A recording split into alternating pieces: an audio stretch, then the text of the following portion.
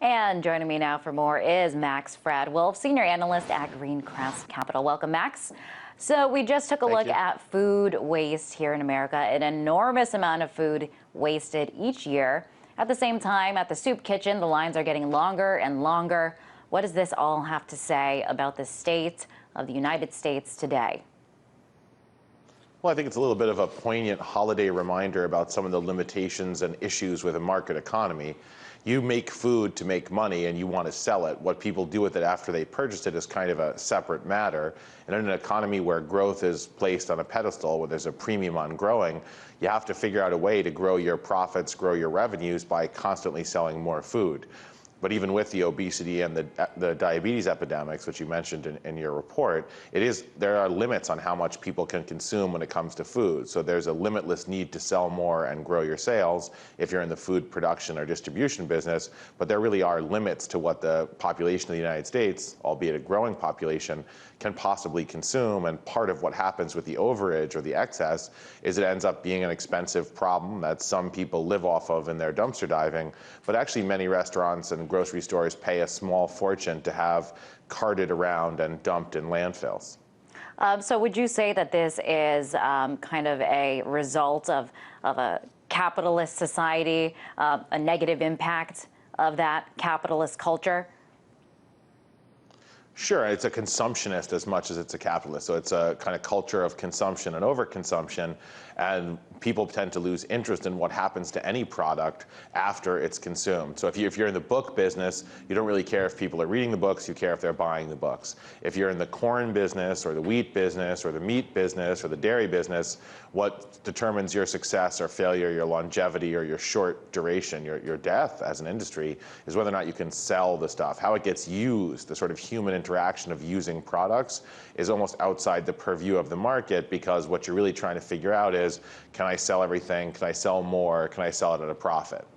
And it is the holiday season, and you know that Christmas is coming because people are counting down the shopping days. So I mean, is America going to be able to keep up with this consumerist culture in this tough economic state? Well, I mean, the obvious long-term answer to that is no. We do see a general public in fairly bad shape. Earlier today, we got the number for disposable income for Americans across the month of November, and actually went down.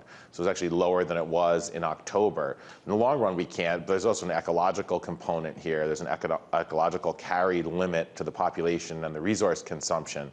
So I think in the long term, we can't. In the short term, it looks like Christmas sales are up a little bit, particularly the online sales. And so we may have another more or less good Christmas. What's maybe more interesting from an economic and a long-term standpoint is it looks like Americans spent a little more at Christmas, and they're going to therefore have to spend less than they would have otherwise across January, February, and March, which are historically fairly slower months. So we may have reached into the future and done something which we have a proclivity to do, rather unfortunately here, which is eat the future corn now, or the seed corn today. And that does not bode enormously well for the robustness of the consumer economy over the few months that will confront us after New Year's. Well, what will it take to reverse this culture of consumerism, this culture of waste, which seems to be so deeply ingrained? Well, I think it may be a Herculean task. It will probably take a long time. I would say, even though it's not something that I would celebrate, I think it's fairly negative. Nothing gets people into being more efficient users of products, more interested in recycling and using less, like a whopping dose of poverty.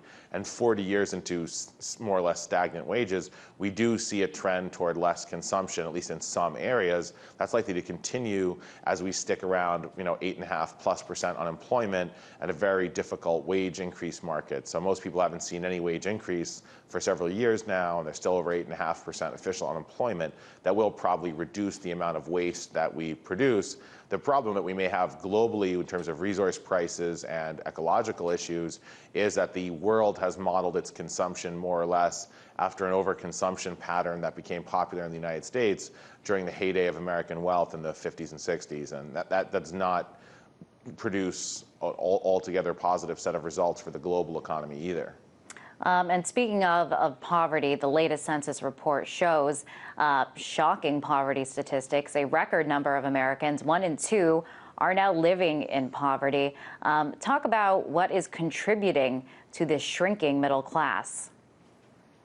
Well, excess in some areas and want in others are kind of always matched out. So the excess wealth of some may be offset by the poverty of others. The enormously high wages in Area 1 are sometimes correlated to the enormously low or absent wages in Area 2. Maybe the best way to describe it, especially because it's the holidays, is one of the most famous moments from one of the most famous pieces of literature written here in the United States, which is John Steinbeck's The Grapes of Wrath, and the families displaced by the Dust Bowl and our last Great Depression in the 1930s. In one poignant scene in that fantastic piece of literature, watch the orange growers in California burn the oranges while they starve, and they basically come to understand that the orange growers have to keep those oranges off the market to keep the orange prices up, but those oranges mean the difference between a meal and vitamins and no meal and no vitamins for them. So this is one of a series of imbalances that tends to haunt an overly market dependent and perhaps under-regulated economic structure, the likes of which we seemingly do have in many areas of the United States in this Christmas season here, 2011. Well, yes, it is Christmas season. We are now just hours away. It's also Hanukkah. So, Max, have we lost the meaning of Christmas? Has it turned into a consumerism holiday instead of, everything else that we're supposed to be celebrating during the holidays? I don't know if we've lost. Yeah, it's a great question. I don't know if we've lost it, and probably the United States is a huge country, 310 million people, lots of variety, lots of diversity. I think we could get it back. I think that a lot of our holidays, a lot of our traditions have become commercial events where revenue maximization is the key feature.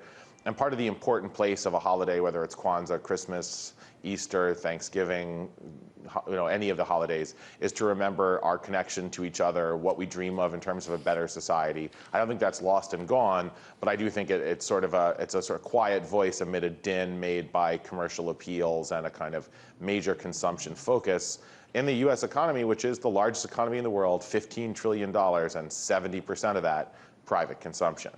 Well, those are wise words of advice from Max. Max, happy holidays to you. That was Max Fradwolf, Senior Analyst at Greencrest Capital.